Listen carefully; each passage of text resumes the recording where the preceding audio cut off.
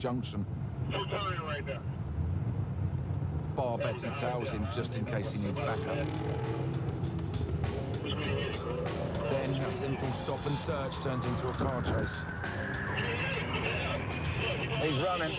We got a runner. We got a runner. We're travelling nearly 100 miles an hour on a dusty back road, but still the suspect's car ahead is leaving us in a cloud of dust. Hold on. Yeah. Yeah, we're chasing a car right now. He's running from the police. He's got to watch these intersections. It's so dusty, we can't see a lot. Up ahead, the criminal's car turns right, so John takes an earlier road to see if we can head him off.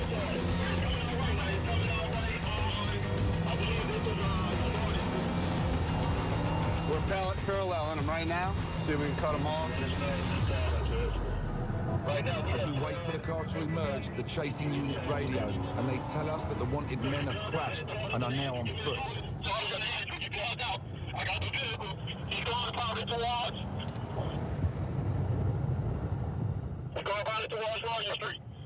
Is he running, John? Yeah, he's on foot.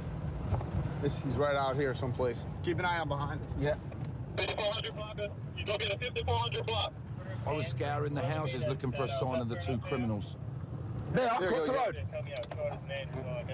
Just ahead, I spot one of them run in front of us, and he heads into the bushes. 5490 is in the rear yard. In there, huh? Yeah, he cut across. He's on Royal. 2100, going back toward St. Claude. Stop, back up, go back! Two stops. Come here! Get down! Get down! Get down! Keep talking, With John. Barbetti in the bushes chasing the suspect, someone needs to get round the side and head him off. Yeah, he's round the back. We need to set up a perimeter. Somebody need to call out the name. What are they wearing?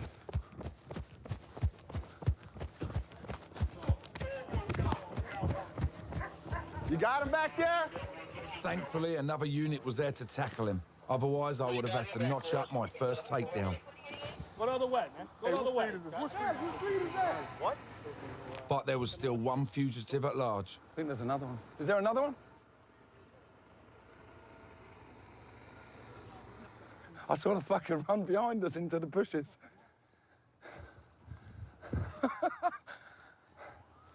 Is there another one? Yeah, it's gonna be one more.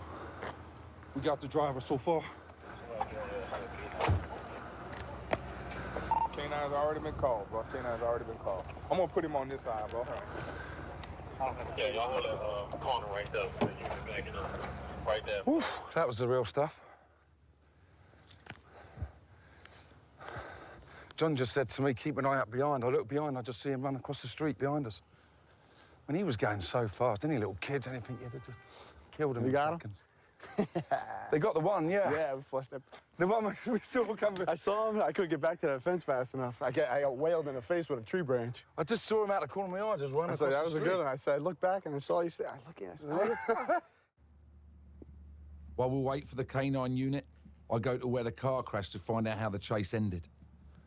Here's the skid marks, right back here, look. And there's the skid there. So they've gone through there, tried to rectify it. Lucky it never went through the house. I think there must have been a cop car here, so they've spun it in here. There's one of the hats there, so the other guy's saying he was in the passenger seat, but looking at this, it looks like he was the one we got's the driver. They checking it. It's stolen. It's gonna be stolen. You stole the car? He stole the car. He picked me up. K9 arrive on the scene and I direct them into the block where the remaining fugitive was last seen. Yeah, John chased him across this street. This one came into here, the one they caught. So the other one might be in the other block. Yeah, did y'all see him? You saw him come out? We scour through gardens and search the abandoned houses, not knowing what we might uncover.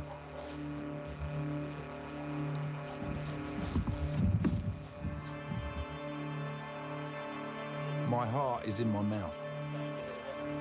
Yeah, they don't know whether he's got a gun or not. They didn't find a gun in the car. So that's why everywhere they look, they've got the guns out first.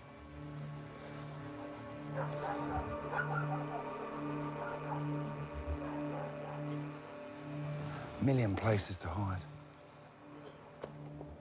After over an hour of meticulous searching, the K9 unit called it a day. We went into every garden. Dog never picked up anything. Car's pretty smashed up, as you saw. That's nearly a write-off, I'd imagine. But you did a good job spotting them. Yeah, we spotted him all right, but just frustrating we never got the other one. Yeah. But it was good eyesight and led to an apprehension. Yeah. Thank God we were close and there's one less criminal on the street. But there's so many places in there to hide, man, I tell you. I'm proud to have helped John and the Wolfpack get an arrest, but it's sad to see yet another young teenager in the hands of the law. Yes, I do. You know, but you gotta do what After you the gotta do. adrenaline of the chase wears off, I'm left feeling thankful that this time no weapons were drawn and that the boys can all head home tonight. There's a lot. I'm in New Orleans in the deep south of the United States.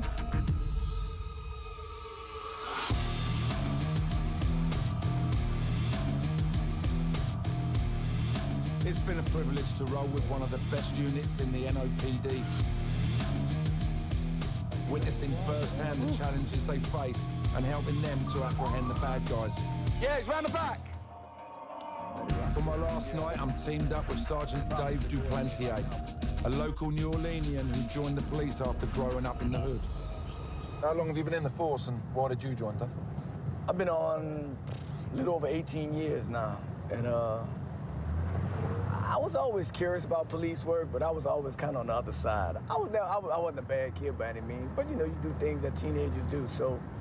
And we hung out a lot, so we got stopped and checked out a lot. You know, there used to be at least a code amongst criminals and that bad seed of the world, you know, where they would deal with each other, but they kind of left the elderly and the innocent out of it. Not anymore.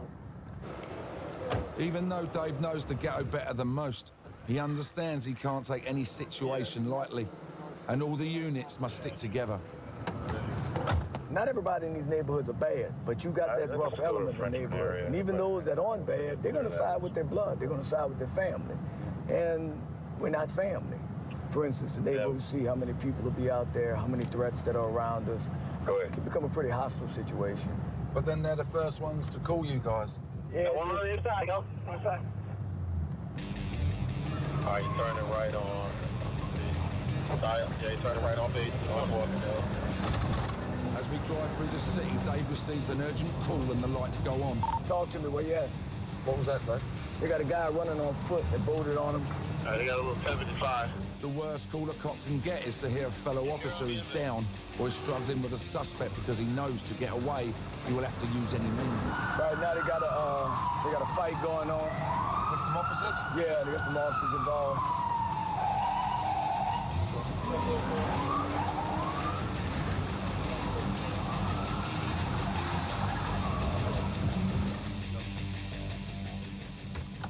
You good? Everybody good? When we arrive, the area is flooded with cops to control the situation, and 3 suspects have been apprehended. I'm told that as the officers went to apprehend the suspect, a gun was pulled, Might be easy to get over. and after a brief struggle, it was thrown into a nearby alleyway. The number of units is justified, as this street corner is at the center of a gang war. The suspects arrested are most likely gang members, armed and ready to protect their turf. After checking the rear of the property, Dave makes an alarming discovery. Right, female, date of birth. Poor man's version of a Benelli, huh? The gang had hidden a laser-sighted semi-automatic machine gun in the back garden. A sign that gang wars in this city are the real deal. In New Orleans, because many lawful citizens are permitted to carry and own guns, they are often taken in robberies. In the US, it's estimated that nearly 500,000 are stolen every year. With 3 suspects in custody and 2 weapons recovered, including a machine gun, the night's work would seem a success. I'm not in no beef. You violate me bad, man. You got me bad. But the challenge of dealing with so many young people with guns is troubling. Nobody. So calm down, all right? Look around, look at everybody right now in these cars and in handcuffs. Look at their faces. They're kids. They're children. And you see the hardware that they're carrying out there, the rifles, the guns. That's the frightening thing, yeah. They got no, yeah, they pull the trigger. They don't know the consequences of what they're doing. They don't. And people out there, they're killing each other like crazy, you know. That's the world we live in, you know. That's just how it is right now. It's sad. It's estimated that up to 50% of teenagers drop out of high school across the state, and many turn to crime to get by. They look so innocent when you arrest them, don't they? The only thing you can tell them is death or jail. And guess what? They don't care about either one. Jail is almost like graduating from college for kids out here. It's a pin on their shirt. So they don't care about that. They just go do their time, learn in jail, and come back out and keep doing it. As we leave yet another scene where teenagers have been arrested and weapons recovered, I'm left thinking that the job of Dave and all the cops in New Orleans is one I couldn't deal with day to day. Just like in one night, let alone, you know, 1 week, the amount of guns that the lads are getting and the amount of guns they have to deal with and that threat, I just find phenomenal. The gun situation is out of control. It really is. Well, I mean, I've been doing this 18 years, and I still sometimes I ride around and I just, you know, every now and then you just kind of get awestruck with the amount of weapons that you see on the street. This is just a city where young, old, everybody's carrying a gun. It's almost like the Wild, Wild West. It's a hard-hitting final night on patrol with the Special Ops Unit. But with cops like Dave and the boys out here, New Orleans is certainly a better place. I've grown to appreciate the tough job they do, to understand it takes a special person to do this day in and day out. So basically, that's our time now up in New Orleans with the SWAT boys and everybody, and I've got to say, it's been really enjoyable. I found that the longer we've been here, the more they sort of bring you into the group, and what's come out of it for me is how tight they are and how they all rely on each other. The shocking side of it all, really, for me, is the amount of young kids, you know, 16-year-olds walking about with a gun, you know, full magazine, loaded, ready to go. You know, great learning curve and full of excitement, great adrenaline rushes on the car chase especially. You know, you never know if someone's going to run out or anything, you know, and you're doing 100 mile an hour through these little streets. That was quite hairy. You know, it's been a great experience, and I think it's taught me to basically, for me, to respect the law a lot more. America, a country with some of the most brutal criminals in the world, and fighting back are some of the world's toughest cops. Yeah, he's round the back. I had a shot in there. It's a job where murder, drug wars and gun crime are part of everyday life. Come here. A job where doing your duty could cost you your life. They're running, they're running, they're running!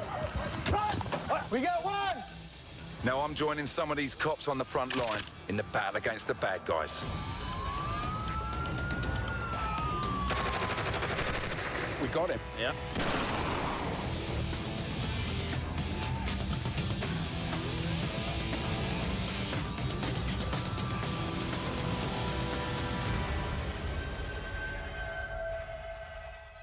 They call it the City of Angels, but take it from me, there's more to LA than bright lights and Tinseltown glamour. Los Angeles is a melting pot of crime. I have nothing at all.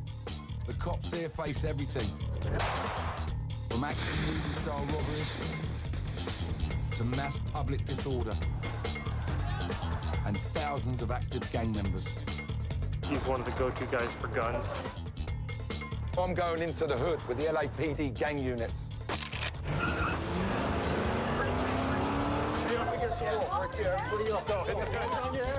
On their mission to clean up the city's most dangerous neighborhoods.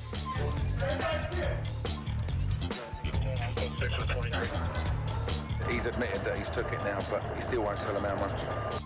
Gang crime is rife here, with violence, shootings and murders, part of everyday life in South Central LA.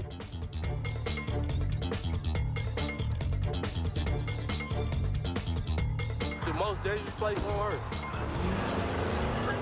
Someone said a gunshot's been heard. Hit the curb. Put your hands on your head, turn around. Los Angeles is the second most populated city in the United States, home to 3.8 million people and the film industry. And for the past few years, it's been my adopted hometown. Everyone knows about Rodeo Drive, Sunset Boulevard and Venice Beach. But beyond the glamour, hard bodies and whitened teeth is another side to the city. And it's a side that I'm gonna see firsthand when I head out with the cops. In the past 5 years alone, these streets have witnessed over 23,000 gang-related crimes. But before I head out, I want to get an idea of what I'm going to be facing. So I come to meet a man who's seen it all, Commander Pat Gannon, the head of all the gang units in the LAPD. How many gangs are there here? There are hundreds of gangs in the city of Los Angeles. In the south part of the city, in South Los Angeles, in one small 10-square-mile area, there's 60 gangs with 60 subsets of those particular gangs. 10-mile block? In a 10-mile area. Where did it all start then? How did it? Oh my gosh! How do you think it all started? It evolved over a period of time. For Los Angeles, it's when cocaine, crack cocaine, PCP, and those types of drugs became very prevalent. And then you had the selling of those drugs became a moneymaker. I tell you, for gang members talk about neighborhoods and protecting their own, and it's all for the neighborhood. It's about money. LA is home to the most infamous gangs in the world, the Bloods and the Crips. And their main business is the drug trade. The Bloods and the Crips are the city's black gangs. Added into the mix are the Hispanic gangs. In the last 25 years, more than 10,000 gang members have been killed. The highest concentration of gang activity is in the city, the notorious 77th District, and that's where I'm headed. I'm going to be on patrol with Sergeant Ron Lopez.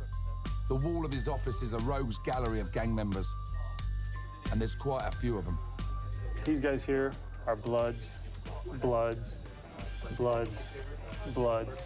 And then within the Crips, there's two different sets of Crips. There's neighborhood Crips and gangster Crips. Vastly different, even though they're both called Crips. They don't get along. Neighborhood Crips, neighborhood, neighborhood, neighborhood, neighborhood Crips as well. The Troubles, Hoovers, Hoovers, Hoovers. All Hoovers are gangster Crips. So these guys will fight these guys just as much as they would fight these guys. Now I've seen what we're up against, it's time to get in amongst it, and I'm headed straight into the thick of it. We're headed deep in the heart of the 77th District gangland. Some gang members who are on parole have been spotted drinking at a house party. They're breaking the conditions of their release.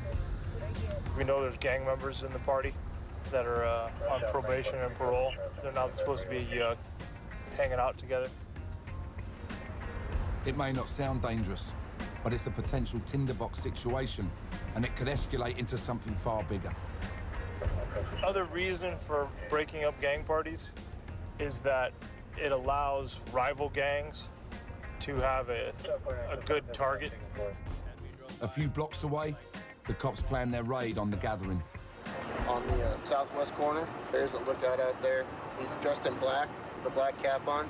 So we've been seeing him up and down the street all night, just driving around. So we're gonna jam everybody up and put them all against the east side of the building. They're not taking any chances. Menlo. All right, saddle up.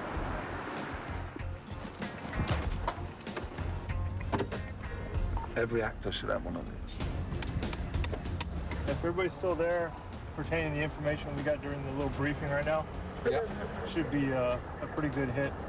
A lot of drinking, a lot of booze, a lot of drugs, possible guns. All of the above are very likely in a situation like this. What our guys will be paying specific attention for is that one or two guys that try to make a break for it on the back side of the group. It has the potential to be very dangerous. The boys seem quite keyed up for it. They like all this, do they? Oh, it's like a kid going to Disneyland for them. They affectionately refer to it as smashing. Yeah. It's we're gonna go smash a party. So. As we get closer, we kill the lights. You go ahead and kill the light. And then hit the gas.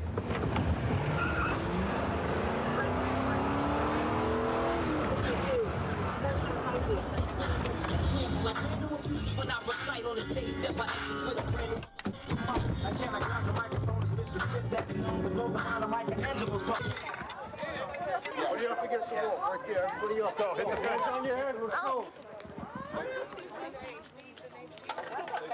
The party girls are lined up as the cops search the location for drugs and guns. But they find nothing, and the gang members they were looking for seem to have slipped into the night. They had surveillance that there was a few gang members there that they wanted to round up, but they think maybe the boys they were after slipped out. So it's a bit of after Lord Mayor's show a little bit. So we'll move on anyway. I'm in the hometown of movies, Los Angeles, California. It's the showbiz capital of the world, but behind the glitz and glamour lies an underbelly of crime and violence. I'm seeing a different side to the city, with the cops of the LAPD Special Gang Unit, who specialise in tackling gang crime. LA's gang problem is an ongoing battle. The two most infamous gangs are the Bloods and the Crips. Crip to the high, man. The Crips emerged in the early 70s and are identifiable with their blue colours. The Bloods, whose colour is red, was formed a few years later to rival the Crips. Along with large numbers of Hispanic gangs that populate the city, gang crime has been the major problem facing the LAPD.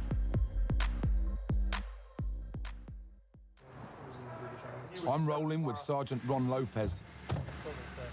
It's my first time on patrol on the Los Angeles streets, but Ron's been doing this for 14 years. The LAPD is in his blood. What was your inspiration behind becoming a cop, especially so early?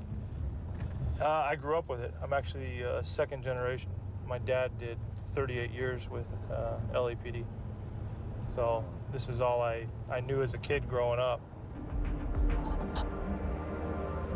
As we drive around, I start to get an idea of the problems the cops face. This house here, we pulled an AK-47 out of this house. You get a lot of the young kids getting caught up in crossfires and stuff? Yeah, we had 7- and 8-year-old girl got killed about a year ago, and there was about 300 cruisers in the gas station there, the Shell gas station. They were all just standing there, you know, smoking and joking. Somebody came by, and whether he was the right guy or not, they came by and he got shot right in the melon. Oh, right, okay, yeah. So it doesn't matter what street you turn on, at some point there's some gang influence there. Look, there's danger on every corner. Essentially, Yeah, who wants to live with that? Ron gets a call about a bust a few blocks away. Officers spotted a known gang member acting suspiciously as they drove past his house. How long have you been in? First on the scene was Officer Steve McLean, and both the gang member and the property are well known to the cops. It's one of our regular stops we check on here. It's notorious for selling drugs back here. Been in this particular apartment before for weapons violations. We've recovered assault rifles from this room. Anyway, when we came down here today, we recognised the probationer. He just stepping out of the house, saw us, slams the door back. There was a strong smell of marijuana. We covered the house for get some additional units because they're not opening the door, delaying our investigation. The cops suspect he has relieved himself of the stash before they could get in. You flushed it, did he? Yeah. He had a toilet flush, so I imagine they're flushing the dog down the toilet, and that's where we are right now. We got nothing. We've cleared the house for people, conducted a probation search, and nothing. This is the 60s Brim Blood Gang. This is their area, so he's a documented gang member, and he's one of the ones that actually sells dope for benefit of that gang. Steve and I have something in common. He's an expat pounding the beat in LA. After a stint in the British Army, he came over here and joined up with the cops. This is our British LAPD cop. Don't get many of them to the pound. Where are you from? Brighton. Oh, yeah. Yeah, I've got some mates there. I used to run at Brighton Dogs. Oh, right. I used to have a few dogs there, yeah. I imagine my brother wasted some money on your dogs then. Yeah, he's a dog man, is he? Or just a gambler? Dogs, yeah, gambler. Dogs, horses, Eggs, gambles, football. Yeah. He's a dirty player like you. Not now. See? Reputations. This time, Steve hasn't got his man, but he's not deterred. Upstairs. Today, he stays out. Catch him next week. Catching gangsters is not easy, because in the battle against the gangs, the odds are always stacked up against the police. There's 12 of us working against 2,000. 2,000. Yeah. So you could have every gang officer in the city working, and you're still outnumbered 5 to 1, 6 to 1. But despite this numerical disadvantage, the 77th Gang Unit is getting results. In recent years, they have had great success in getting illegal guns off the streets. Our unit has taken more guns off the street than any other gang unit in the entire city. Last year, we took almost 200 guns off the street. The year before, we took 250 guns off the street. I think this year we're at about, I want to say about 120 so far this year. So, I mean, in 2.5 years, that's almost 600 guns we've taken off the street. So, you average it out, we're at better than 1 every 2 days.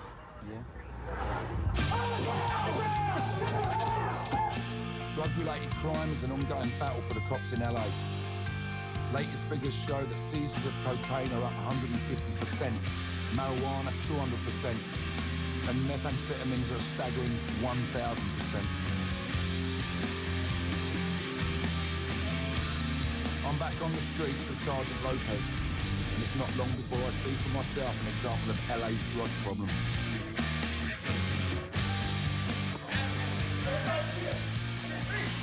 I have nothing at all. The cops have spotted some young gang members selling drugs on a street corner. For these guys, the day's business is over.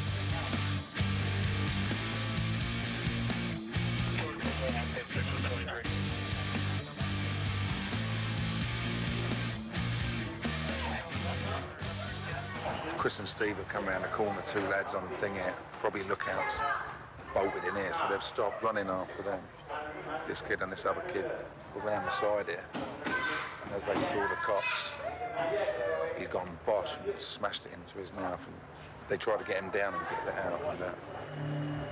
But in his desperation, the juvenile has swallowed his stash of crack. I think they're about to call the paramedics now because he's 13 and he swallowed it. So it's now turned into a major incident now. Yeah, he just told us he swallowed rock cocaine.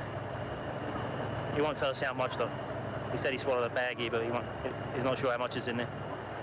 He's admitted that he's took it now, but he still won't tell him how much.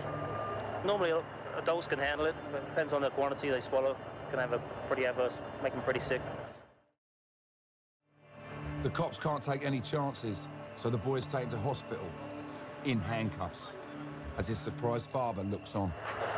Hey, you swallow some dope? I take that look away as an admission of guilt. My son ain't swallowing no dope. I don't care what you say. You can take it to the office or whatever, but I know my son ain't swallowing no fucking drugs.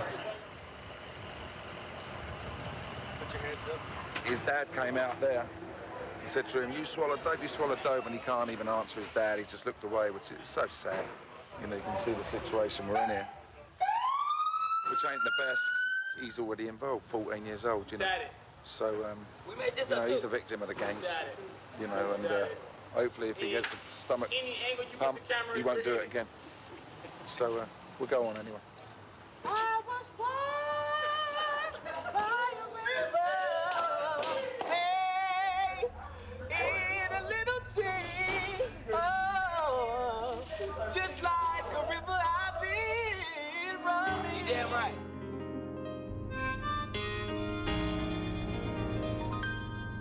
The age of some of these gang members has shocked me. Many of them seem barely into their teens.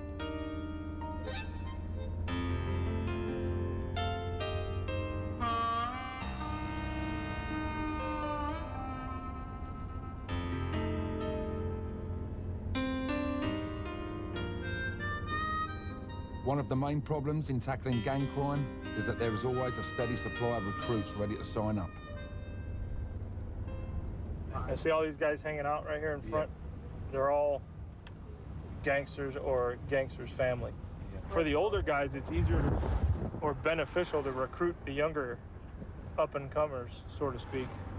Say, okay, you want to earn your stripes? Go out.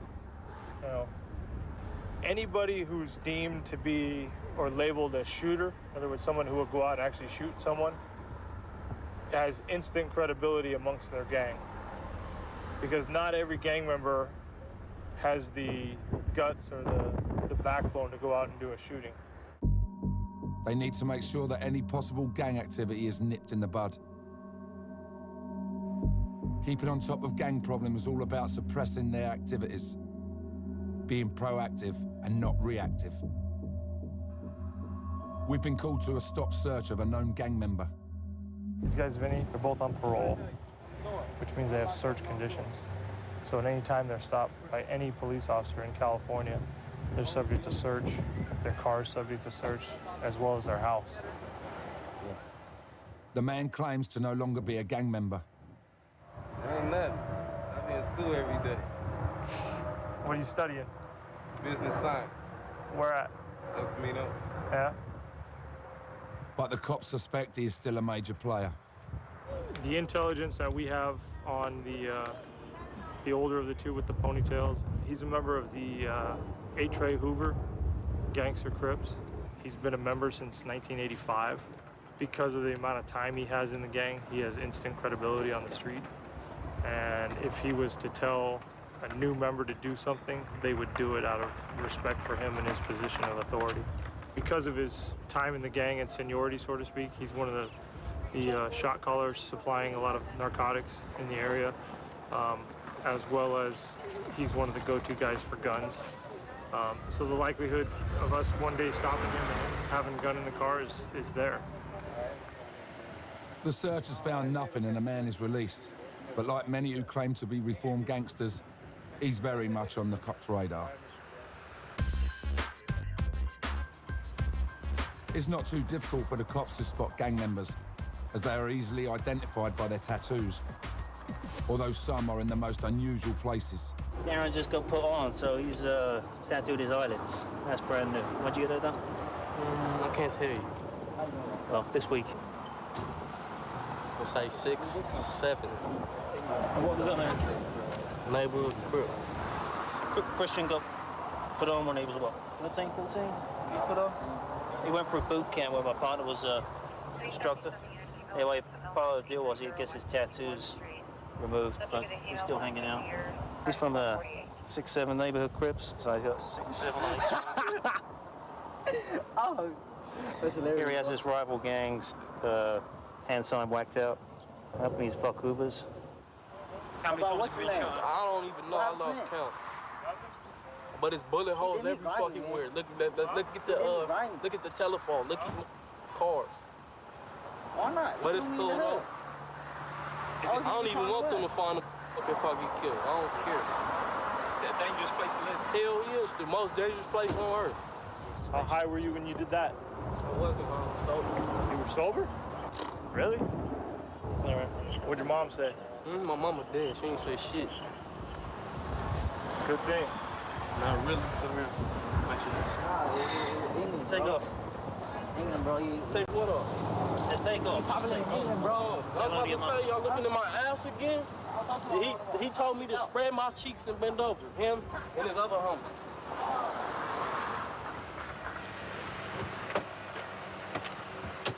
If you truly want to disconnect, you can. You can go get your gang tattoos removed, or you can get them covered up, and you can change your lifestyle if you choose to do it. But as long as you're in the neighborhood and you're still dressing and wearing the colors and flying your tattoos, then you're not out of the game no matter what you say.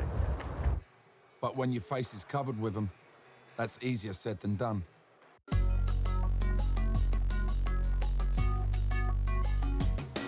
I've come to a project called Homeboy, which for many gang members is a way out from life on the streets. The project gives gang members opportunities to rehabilitate themselves, which includes a free tattoo removal service.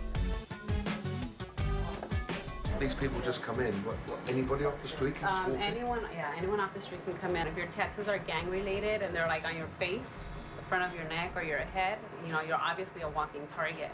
So we try to get you in as soon as we can. Even if you were to stop by today, we'll try to get you in today. I'll have to get around to it one day. Yeah, think about it.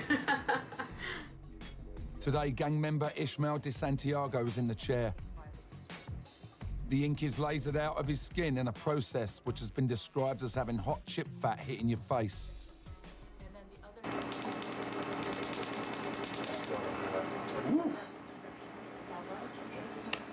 Stay in there, bro. It's okay. That's all right. The body can only take so much sometimes. The laser sends short pulses of intense light into the top layers of the skin. The energy breaks the ink into small pieces, which are later naturally removed by the body's immune system. Tattoos are painful enough going on. It's even worse taking them off. Go on, bro. Woo! What you're doing, man, is a massive thing. I really applaud you, honestly, big time. What is this? What is the gang? London. Is that a big organisation? It's all right, you know. Will they say to you, what are you doing? They'll probably get disappointed, you know, but... You just got to say, I'm moving on. I'm moving on.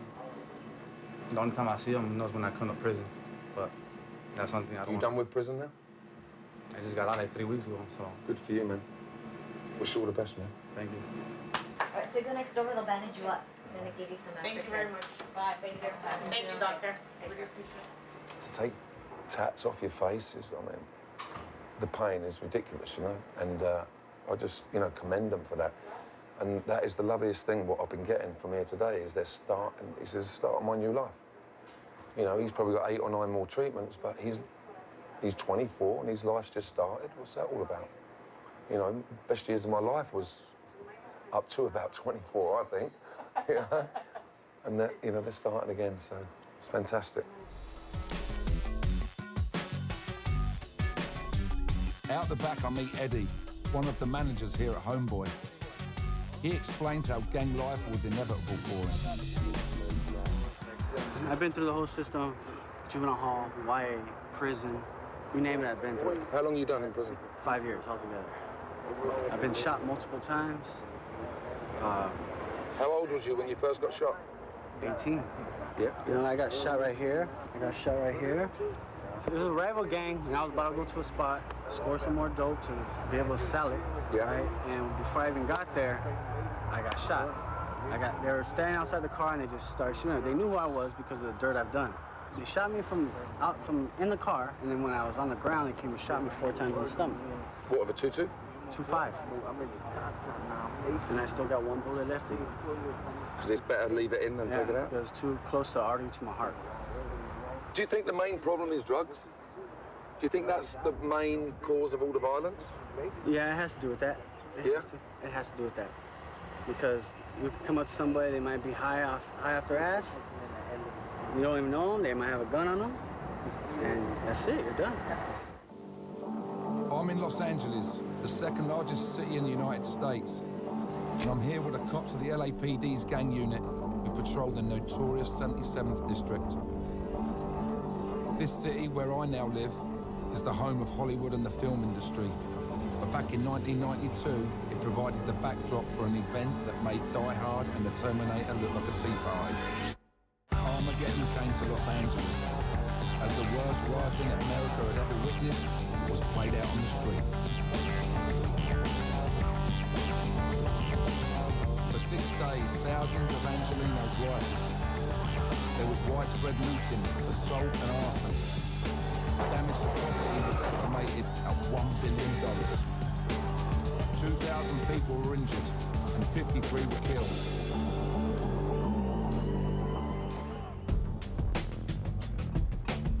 But the murder rate today in the 77th District is on the decline. I'm with Dan Horan, LAPD officer with 27 years of experience, and he has seen firsthand the reduction in homicide on the streets.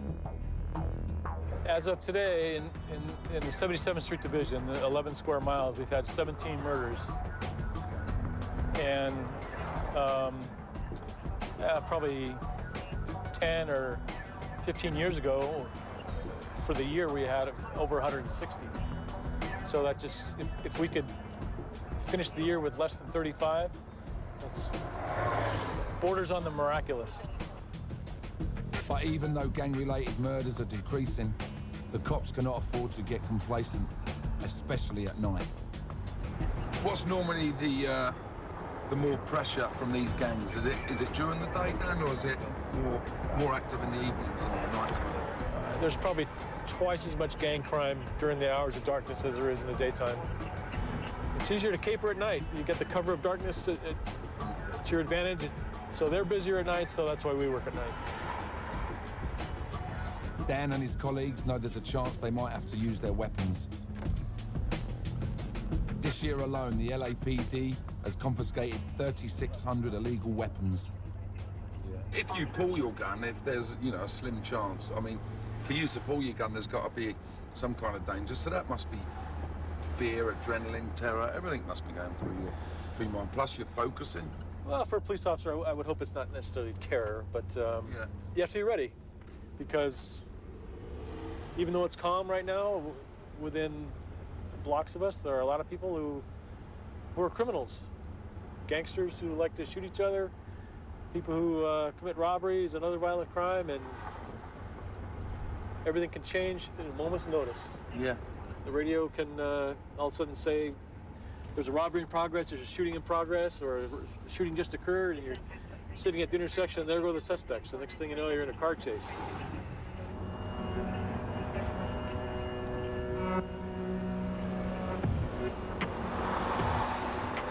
Suddenly, we're on the trail of a well-known gangster. He is pulled over by the cops.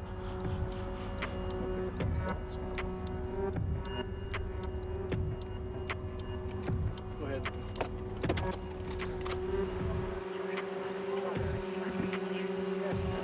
These guys here are obviously a couple of gangsters. They're from a gang called the Eight Trey Hoovers.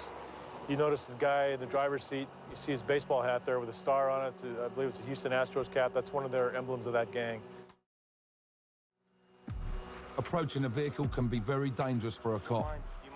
They have to be on their guard. They're known to carry guns. So you walk up in a car like that, you really have to be on your toes, because it's one of the most vulnerable times as a police officer. You could have a gun right here and you wouldn't know it till you're right up next to him. So, for 27 years, I've never gotten rid of the butterflies of walking up on a car, especially when it's driven by a couple of gangsters. How's the business going? It's all right. I have no problem. The gang member they have pulled over is someone they know well, and he isn't giving them any problems. It's strange, because as the car is searched, there's even time for a bit of banter. The purpose of the documentary, what does that hat stand for? Oh. I'm trying to keep it real. That's it. I'm going to keep it real with you. You already know.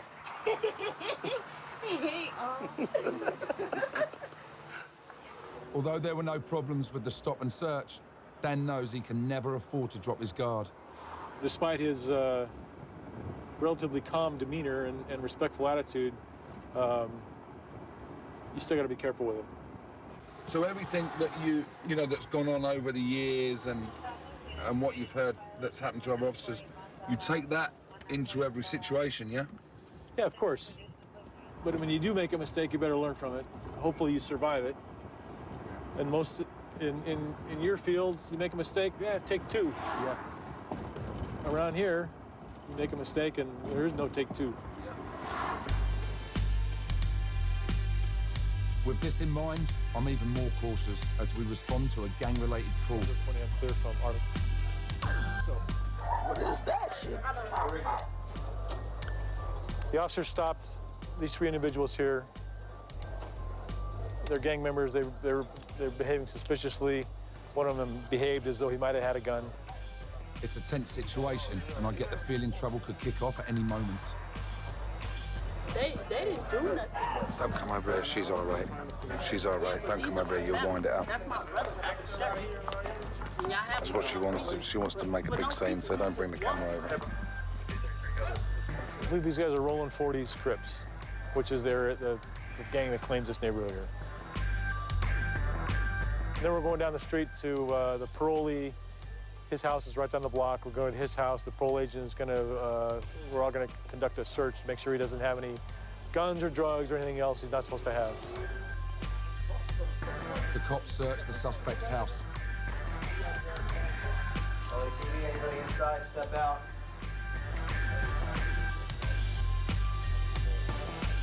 But in the end, they find nothing.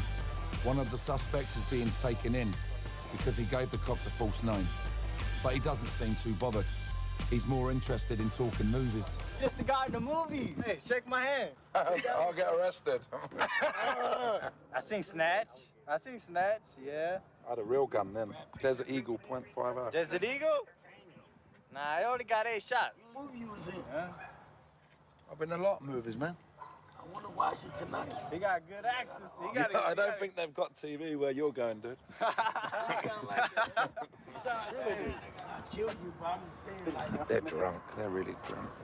Hey, give me a card. A card? I don't have a card. I can call you or something, you know? All right, man. You take it easy. You too, man. The work of the cops in LA is not all about gangs. Like everywhere, they have to deal with the potentially dangerous domestic calls. In 2008, cops were called to a house where an armed man had barricaded himself inside. He'd called the police saying that he had killed 3 relatives. The caller indicated that he had killed 3 of his family members. West Valley patrol units responded to conduct the investigation. The suspect refused to leave the home, and LAPD SWAT was called to the scene. There followed a standoff, during which gunfire was exchanged between the man and the police. One officer was killed and another one was seriously injured. I'm back with Ron Lopez and we're on our way to a domestic. They've had a report of a serious incident at a private address. We just got called as a party with 40 or 50 males there and a gunshot. Someone said a gunshot's been heard, so... The original call was for 1 shot being heard, and then the second call was for the party. So one of my units has already just arrived there at scene, so we'll head that way and see what we get. A male teenager has a serious head wound. Nobody seems to want to tell the cops what happened. They just want an ambulance. We have some type of stabbing, maybe a knife, maybe a bottle, family party, but they're refusing to say anything because they're saying we don't know what happened. Well, ask him what happened. Well, we don't care what happened right now. We just want an ambulance. That's all we're getting so far. We already called the ambulance, okay? I'm not letting go till you guys bring him. Thank you. No, I'm not letting go. No, it's too big. No. Let me see how bad. I don't put pressure on anything and bleed. Let me see No. it. Okay. No, are you EMT? Actually, no. yeah. No, I'm not. No. They're right here, man, so give it a minute. Everybody back up. Back up. The boy has been stabbed with a bottle in the back of the neck. He got involved in a dispute with 2 guys his sister had gone off with. It is. I like 142. My blood pressure always back. Go over there, dog. Let them do what they're going to do. Apparently she was in a car. They went to go get her. I don't know, they had a confrontation with some of her friends. And apparently he said that somebody told him that I guess they hit him or I don't know, they started fighting. I don't know what happened. But either he got stopped in the head. I don't know, I was in the bathroom. I just came out and he told me that my brothers were fighting, which is my little brother. He's only fucking 15. So I don't know what's going on right now. And I just spoke to his sister there, and she said he went round a couple of blocks around the corner to get his little sister who's drunk to bring her back, and she was in a car with some fellas. And next minute it went off, and somebody ran up to him and said, "You're bleeding from the back." He didn't know. And maybe he said, "Get out of the car, come home because you're drunk." And he's been whacked for it. I mean, he's got a gash out of his back. I mean, could have been a bullet in the side of the head, you know. It's the early hours now, and there's a report that some drug dealers have been operating on a street corner. When we arrive, air support has been drafted in to try and track them. The boys are just saying when they turned up, there was a couple of people that ran off. Two that way, two that way. So they couldn't find anything here, so they've called in the helicopter to look onto the roof. Check for dope packages or guns. The dealers use the bushes to pass over the merchandise to the buyers. We pulled a good bit of dope out of this bush right here. One of the older guys from this hood was selling dope here. So they just whiz in here and then put their arm in the bush, huh? Yeah, you can kind of see like the holes and stuff that they'll like they'll put like sometimes they'll use like a condom, stick it, you know, just stick it right there, so that if you drive by, it just looks like they're hanging out. And then what do? They park here, they get the gear, give it to them, and they're gone. Yeah, that's how they were doing it. But it's not only the drugs that can be bad for your health. Picking them up can be deadly. Just be careful. There's a whole shitload of black widow spiders over there. So is there? Yeah. Fucking hell. There aren't any gangsters around, but there are a few black widow spiders. It's definitely time to call it a night. I'm in Los Angeles with the cops of the LAPD Special Gang Unit.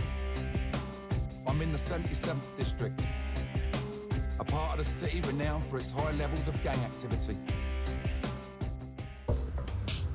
I'm out on patrol with Sergeant Ron Lopez, and although it feels not much is happening, he always keeps a ready eye.